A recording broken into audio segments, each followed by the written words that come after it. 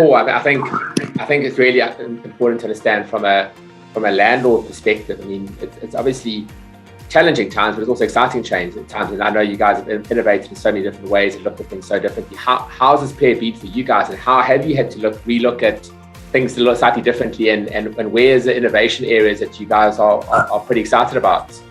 Thanks, Steph. So I think a couple of things, and I think Lynette spoke to a lot of the cultural issues about working from home or working virtually, effects on organizations. But I think what we haven't spoken about is how working from home affects your clients.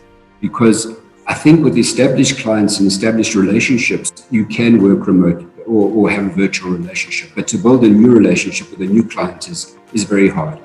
And we're finding a lot of our people, but also our clients want to meet. They want to meet, even if it's at a coffee shop outside, but have some kind of interaction.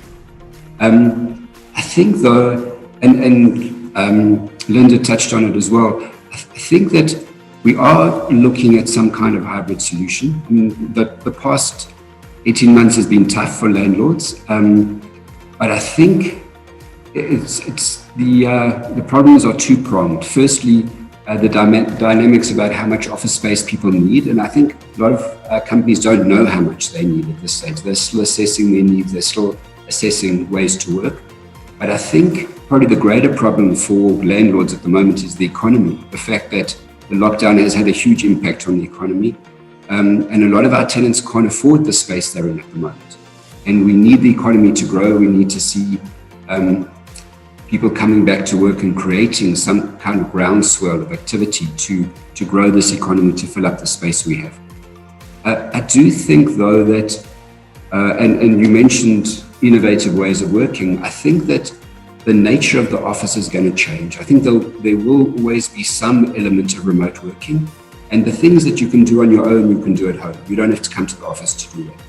But if you're coming to the office to collaborate, to see other people, the actual infrastructure in your office needs to accommodate that. And I think a lot of offices don't do that. So I think it's quite exciting to see how office layouts are evolving and how to bring people back and what their requirements will be once they do come back.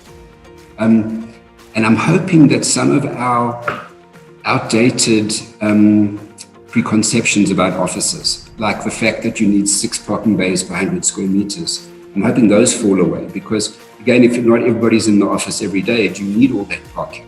And for a developer, that's hugely expensive to build and a waste of resources. So can we be more clever with our resources? Can we provide things that are actually important to the people who are working in that environment? I think that's going to be the challenge going forward.